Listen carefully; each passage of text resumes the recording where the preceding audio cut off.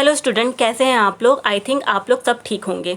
आज का जो हमारा टॉपिक है वो है chemical organisation of the cell. मतलब हमारे सेल में कौन कौन से केमिकल प्रेजेंट होते हैं, किस किस केमिकल से हमारा सेल बना होता है। आज का टॉपिक जो है वो हमारा ये है, ठीक है।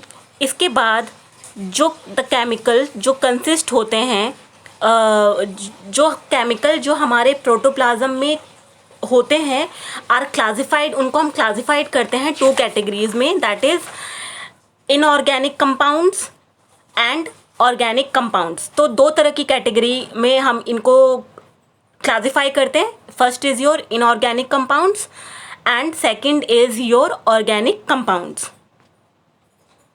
सो ये बेसिकली दो तरीके के हैं।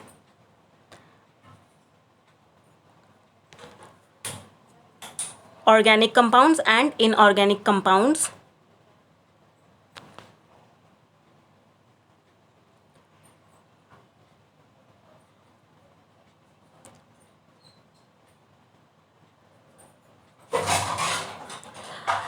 आगे जो हम करने जा रहे हैं वो है the inorganic compounds. Inorganic compounds जो होते हैं, जो कि ऑर्गेनिक नहीं होते हैं, जो कि आपके मेटल्स, नॉन मेटल्स एंड उनके कंपाउंड से बने होते हैं। तो आज जो हम पढ़ने वाले हैं इसमें वो है water and salt and ions के बारे में पढ़ेंगे। तो सबसे पहले जो आज हम करने वाले हैं कवर वो है वाटर।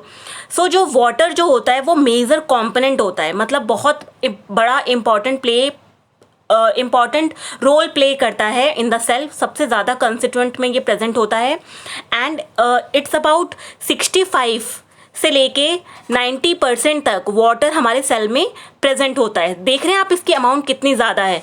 और ये टू फॉर्म्स में प्रेजेंट होता है, free water and bound water. Okay, तो ये होता क्या है?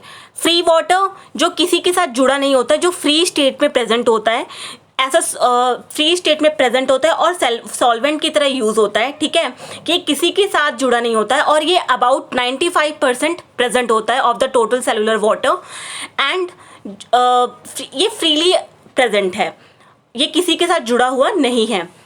And when we are talking about bound water, तो जो बाउंड वाटर होता है वो 4 to 5% होता है और ये लूजली हेल्ड होता है टू द प्रोटीन्स। जो प्रोटीन्स होते हैं सेल में उनके साथ लूजली बाउंड होता है by the hydrogen bonds and other forces. So basically hydrogen bond के साथ उनके साथ हेल्ड करता है विद द प्रोटीन्स। अब हम जो दूसरा इनऑर्गेनिक कंपाउंड है वो है सॉल्ट एंड आयंस, उनके बारे में जानेंगे। सॉल्ट्स जो होते हैं आर कंपोज ऑफ, जो सॉल्ट बनता है वो मेटल एंड नॉन मेटल को मिला के बनता है, metals and non metals. Okay, so salt is compose of metals and non metals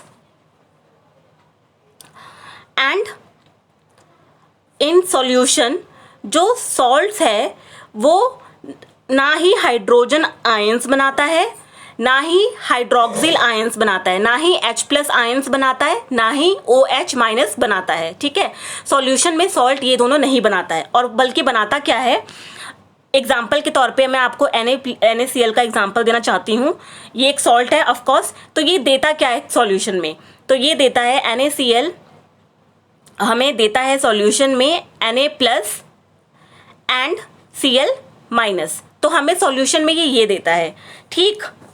और उसके बाद जो आयंस प्रेजेंट होते हैं हमारे सॉल्यूशन में, जो हमारे सेल्स में जो आयंस प्रेजेंट होते हैं वो बेसिकली कौन कौन से आयंस हैं? दीज आर, जो बेसिकली कटायंस हैं, जो कि हैं H+, Ca2+, Na+, potassium plus and magnesium plus 2+। So basically इस तरह के आयंस हमारे में प्रेजेंट होते हैं, हमारे सेल्स के अंदर प्रेजेंट होते हैं। एंड जो इनका काम होता है आयंस का, वो होता है मेंटेन करना osmotic pressure and acid base balance of the cell. So basically osmotic pressure को कंट्रोल करता है, जो सेल का ऑस्मेटिक प्रेशर है उसको कंट्रोल करता है, और जो acid base balance of the cell है उसको कंट्रोल करता है। सो ये हमारा इनऑर्गेनिक कंपाउंड्स के बारे में था। अब हम जो पढ़ेंगे वो है ऑर्गेनिक कंपाउंड्स। हमने स्टार्टिंग में देखा था ना, there are 2 types, inorganic and organic. अब हम ऑर्गेनिक कंपाउंड्स के बारे में जानेंगे, पढ़ेंगे।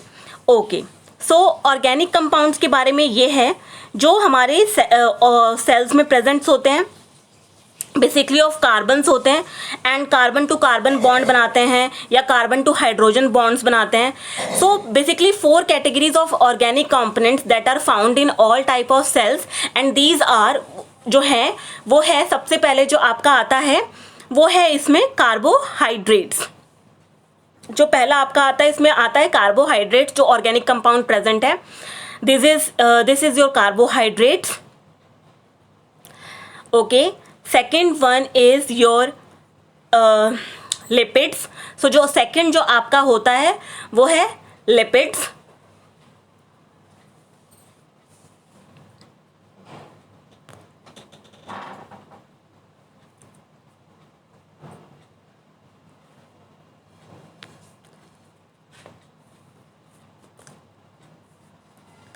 थर्ड जो है आपका वो है आपका प्रोटीन्स.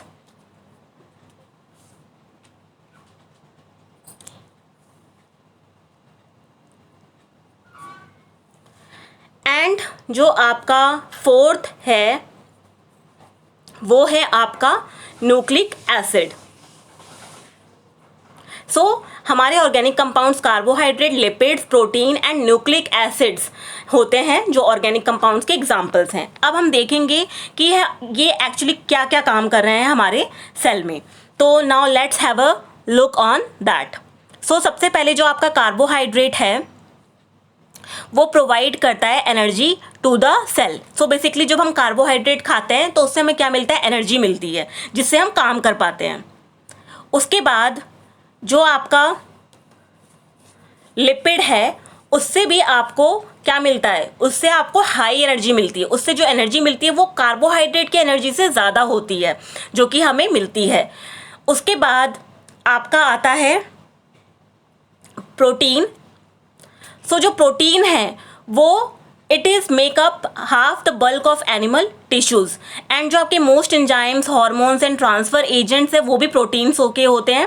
एंड बेसिकली ये हमारे बॉडी को बॉडी बिल्डिंग कंपोनेंट्स बोलते हैं प्रोटीन्स को बेसिकली. एंड जो आपका न्यूक्लिक एसिड है, न्यूक्लिक एसिड सेल में कहाँ पाया जाता है, डीएनए एंड आरएनए में बनाने में काम आते हैं आपके न्यूक्लिक एसिड्स. सो ये हमारा चैप्टर था, ये जो हमारा टॉपिक था वो था chemical organisation of the cell. So हमारा केमिकली हमारा सेल किससे बनता है तो वो हमने देखा, organic and inorganic compounds. And thank you guys for watching this video.